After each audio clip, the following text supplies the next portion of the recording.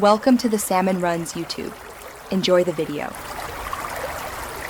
You begin by isolating the spill and protecting surroundings, remove loose debris and vacuum.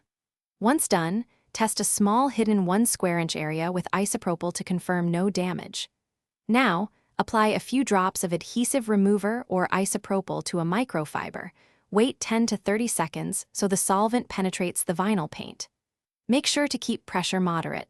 Too hard will abrade the vinyl. Use a plastic scraper at a low angle to lift softened paint, working outward from the edge. Once paint softens, continue by alternating solvent application with gentle agitation. Use a soft bristled brush for textured vinyl to work paint out of pores.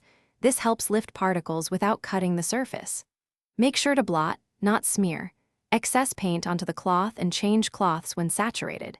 If paint resists, increase dwell time in 30-second increments, but avoid prolonged saturation that can leach dyes. Rinse the area with a damp microfiber to remove solvent film. Then dry to inspect progress before. To finish, thoroughly remove all solvent residue with a clean damp cloth and let the surface air dry. Once dry, apply a vinyl conditioner to restore flexibility and appearance. This also hides minor seams left by removal.